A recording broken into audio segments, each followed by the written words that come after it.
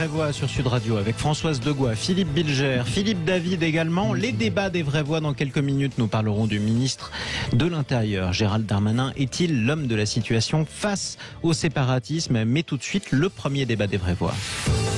Les vraies voix Sud Radio.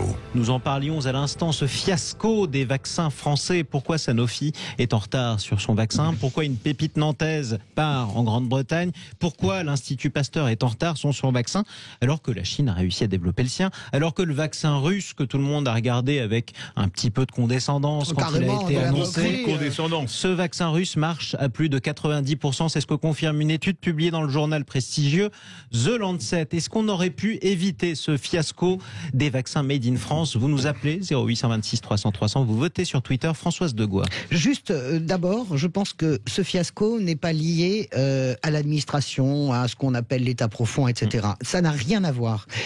Sur Sanofi, tous les spécialistes le disent. Sanofi, c'est un colosse. C'est 35 milliards d'euros de chiffre. C'est le 3e monstre pharmaceutique au monde. Mais Sanofi, depuis 15 ans, a une gestion de perte tranquille, de redistribution énorme aux actionnaires, parce qu'il y a beaucoup d'actionnaires. Il y a BlackRock, par exemple, dans Sanofi. Il y a L'Oréal, voilà. Et avec très peu d'investissement dans les startups. Qu'est-ce qui a gagné aujourd'hui dans l'épidémie? Ce sont les startups. C'est BioNTech avec Pfizer, par exemple. C'est la startup, c'est Moderna. C'est la startup dont vous parliez à l'instant. C'est le laboratoire sur lequel s'appuie AstraZeneca. Donc, il y a eu un manque d'audace qui est absolument pas lié à ce gouvernement, qui est le fait d'années et d'années. Ça veut dire aussi que le secteur privé, parce qu'il faut le souligner aussi, vous parliez justement de l'administration. Sanofi est une entreprise privée. L'Institut Pasteur, c'est pas des fonctionnaires au sens propre du terme. Mais l'Institut Pasteur, c'est encore autre chose. L'Institut Pasteur a eu d'abord de la malchance. Ils sont partis sur le mauvais côté. Ils voulaient, ils ont été doublés. Mais il y a aussi quelque chose chez Pasteur. Alors là, pour le coup, qui est du domaine de la lourdeur de l'institution. On se souvient à quel point Pasteur, au début de l'épidémie, parce qu'on a la mémoire courte, mais pas tout à fait, quand les Allemands, Drotzen, notre merveilleux Christian Drotzen, le virologue star, proposait ces tests qu'il a mis au point et les mettait à disposition gratuitement de tous les Européens dès le 15 janvier 2020, Pasteur a freiné en disant non, on prépare nos propres tests. Donc il y a ce côté aussi extrêmement égomaniaque français, extrêmement arrogant. On retrouve ça, tous les interlocuteurs que vous avez vous disent l'arrogance de chez Sanofi, l'arrogance de chez Pasteur, notre arrogance alliée à notre manque d'audace. Vous savez, il y avait une phrase très dure d'un conseiller qui a été reprise dans un journal, je crois que c'est dans Le Monde, qui disait Sanofi, c'est exactement comme ces vieilles stars du cinéma muets, encore maquillées, alors qu'on est passé au cinéma parlant. Eh bien voilà, c'est très dur, mais la réalité, si vous voulez, c'est que c'est non seulement un fiasco. Vous savez, vous regardez le Conseil de sécurité de l'ONU. Le lieu de la puissance du monde. France, Allemagne, Chine, Russie. Non, il n'y a pas d'Allemagne, pas du tout. Il y a France, Grande-Bretagne, Russie, Chine, États-Unis. Voilà, l'Allemagne pourrait y être, mais elle n'y est pas pour des raisons de Seconde Guerre mondiale. Eh bien, sur les 5 pays du P5, le seul pays qui n'a pas développé son vaccin, c'est la France. C'est le pays de Pasteur, celui qui a inventé le vaccin contre la rage. Donc, tout le monde doit se remettre en question. Notre arrogance alliée à notre manque d'audace égale le crash industriel que nous connaissons. Philippe David ? Moi, je crois que c'est encore plus cruel que ça. C'est la preuve du déclassement de notre pays. C'est terrible. La France, aujourd'hui, est un pays qui s'est, dans ce domaine, déclassé. Oui, c'est une puissance moyenne. Je vais vous faire une comparaison, vous qui aimez le football. Aujourd'hui, avec l'affaire du Covid, la France a vécu le bus de Naïsna. D'accord ? Oui. Elle a dit n'exagérez pas. Non, je peux terminer. Et qu'est-ce qu'on a fait après Naïsna ? On a viré massivement, on a fait un grand coup de balai. Et ce que j'espère, et là on n'est pas d'accord avec Françoise, c'est que moi je pense que la fonction publique, les ARS ne servent à rien. C'est pas vrai. Ce sont les syndicats de médecins et d'infirmiers nous disent qu'ils ne servent à rien. Non, mais c'est faux. Alors oui, ils ont le droit de le penser. Ils ont le droit de le penser. C'est des professionnels de la santé. Mais c'est trop facile de tout mettre sur le crâne des ARS, mon vieux. Il n'y a pas que les ARS, il y a la haute fonction publique française qui de toute façon a une sûreté de l'emploi et quelles que soient les... C'est absolument Je peux terminer un propos. Non, mais c'est faux. Je peux terminer un propos. Je peux terminer un propos. David a le droit de terminer un propos. Oui, c'est vrai, Il est très il a le patient. droit. Exemple, le Crédit Lyonnais, 100 milliards de francs, plus de 100 milliards de francs de factures pour les contribuables. Qui a-t-il eu comme sanction pour les énarques qui ont fait ce trou? On s'éloigne un pourquoi petit on peu, parlait de pardon. ça des Eh ben, vaccins, c'est pareil, mon cher mais Philippe David. c'est la même Il n'y a chose. pas d'énarques C'est la à même chose. Sanofi. Non mais Mais pardonnez-moi, non, il y a vous pas permettez, d'énarques, c'est la c'est même Serge chose. Weinberg, Je arrêtez. parlais par exemple de ceux qui ont subventionné, qui n'ont pas subventionné cette start-up nantaise. Mais c'est Les ça, sa- c'est pas l'État Je qui doit. peux terminer un propos. Non, mais d'accord, mais c'est Philippe pas David. l'État. Sanction zéro. Mais- Sanction zéro. Et c'est ça le drame, c'est qu'on a une fonction publique pléthorique et qui malheureusement C'est fait votre connerie vision, sur Philippe connerie. David. Je vais vous voilà. donner la parole dans un instant. Mon Bah, cher l'État Philippe qui- Bilger, tout de suite, j'aimerais Non, qu'on... Allez, Philippe je Bilger. crois qu'on ne peut pas examiner ça si on ne fait pas référence à la psychologie collective. Françoise a évoqué l'arrogance, c'est évidemment quelque chose de très clair dans notre esprit public. J'ajouterais une hypertrophie du principe de précaution et dernier élément, une sorte de suspicion française à l'égard de tout ce qui pourrait représenter pourtant un progrès et face auquel on est parfois réticent, hésitant. Et résultat, cette trinité perverse aboutit à des retards, voire réellement à des catastrophes. Et ça n'est, bon, je ne veux pas, ça n'est pas totalement exclusif de l'indignation de Philippe David. On pourrait à la rigueur raccrocher le point de vue auquel il tient, mais je crois que c'est plutôt cette Voilà.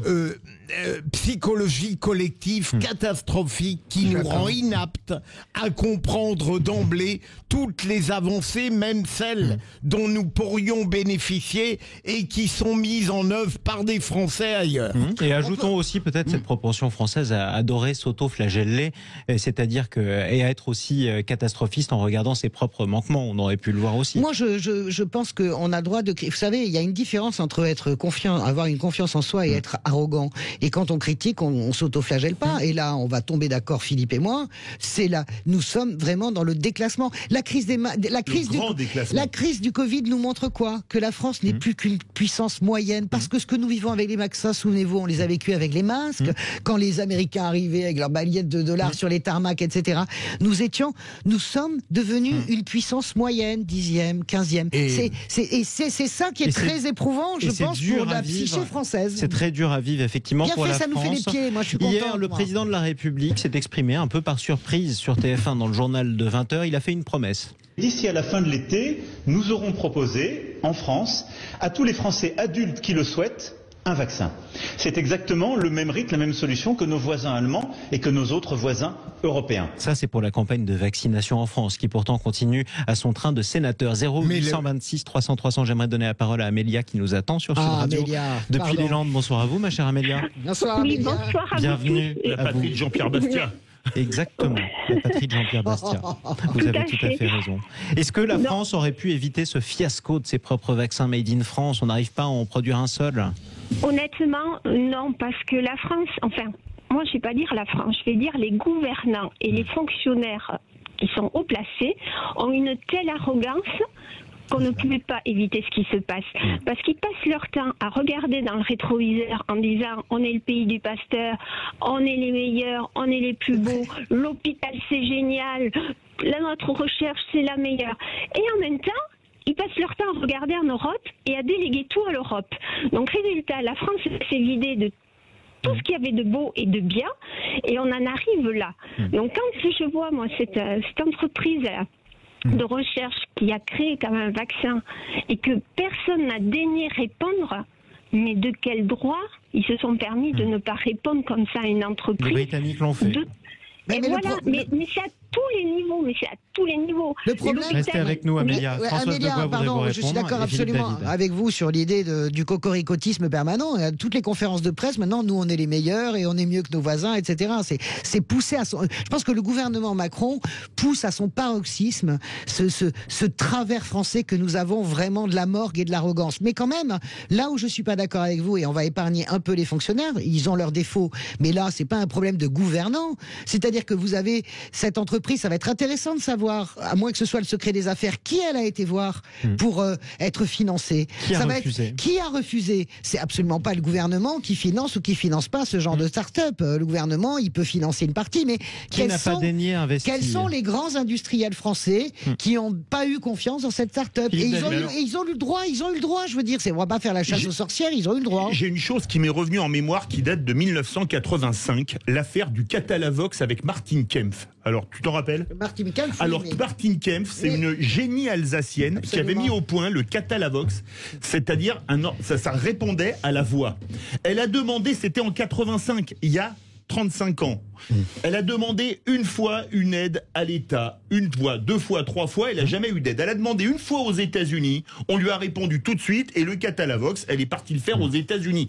Elle s'était adressée à qui? À la fonction publique. Donc ça prouve bien que j'ai raison, que depuis 35 ans, ce pays se casse la gueule à cause de sa haute fonction publique. Vous n'en démordrez pas. Philippe Bilger, c'est de la démagogie. Ah mais non, mais c'est vrai. Philippe Bilger est en Ce pays est fort grâce à sa haute fonction publique. Ce pays est fort parce qu'il y a des magistrats comme Philippe Bilger.